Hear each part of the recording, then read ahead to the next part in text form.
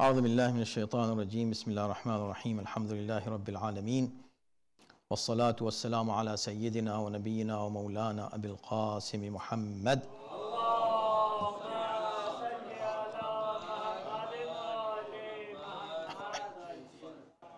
وآله الطيبين الطاهرين المعصومين. أما بعد فقد قال الله في كتابه الكريم بسم الله الرحمن الرحيم وما كان الله ليعذبهم وأنت فيهم وما كان الله معذبهم وهم يستغفرون. صلوات.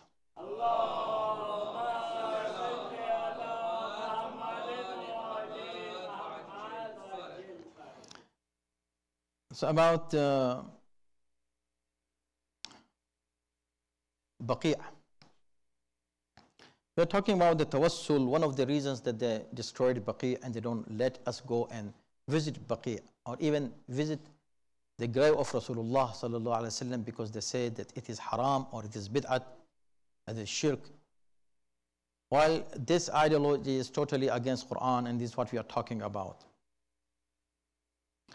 When a person, a mu'min, goes to the grave of the Prophet and asks Allah subhanahu wa ta'ala for forgiveness through that qabr, through the Prophet, is this shirk? No, not at all. This is true and real Islam and true Iman according to Quran. And we gave you so many examples from Quran about it, that how Allah subhanahu wa ta'ala, He Himself said that the people, if they come to you, O Rasulullah, and ask for forgiveness, لَوَجَدَ اللَّهَ تَوَّابًا رَحِيمًا, Allah will forgive them. Why? Because they came to you, O Rasul.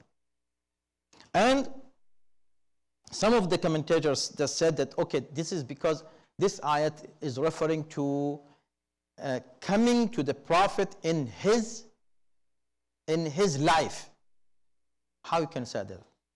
This is your own interpretation, your own thinking. There is no word in Quran saying that, yes, as long as you are alive, we will forgive them. No. Another example of that in Surah Anfal, ayat number 33, in which Allah subhanahu wa ta'ala says that وَمَا كَانَ اللَّهُ مُعَذِّبَهُمْ وَمَا كَانَ اللَّهُ لِيُعَذِّبَهُمْ وَأَنْتَ فِيهِمْ. Allah is not going to send adhab on them, on the nation or your nation. Anybody who does anything wrong, Allah is not going to send any adhab, any chastisement on them. Why? Because وَأَنْتَ فِيهِمْ, because you are among them. So Allah removed the adhab as He would do to the nations before Islam.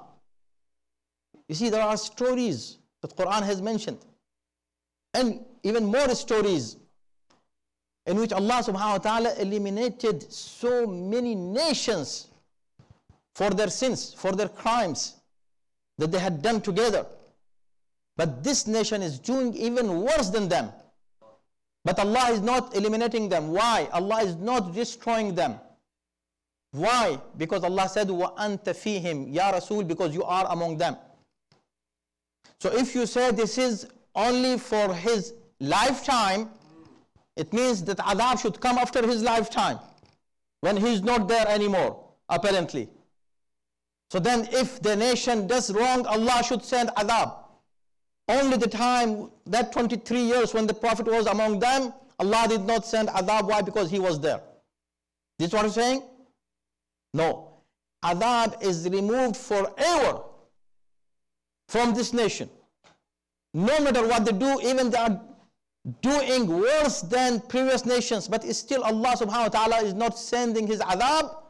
Why? Because وَأَنْتَ فِيهِمْ, Allah says, because you are among them. Where is Rasul among them? It means Rasul is among us, even he is not apparently among us. So after his death, he is still among us, and his existence is exactly the same as it was in his lifetime.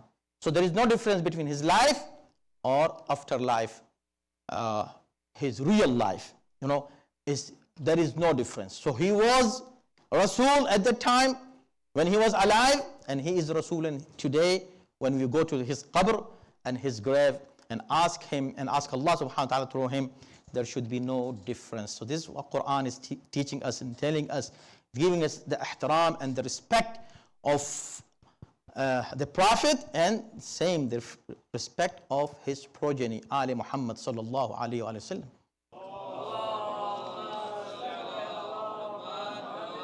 And disrespecting them is disrespecting and humiliating Islam and Quran and Islam and Deen and religion and Anbiya and Awliya.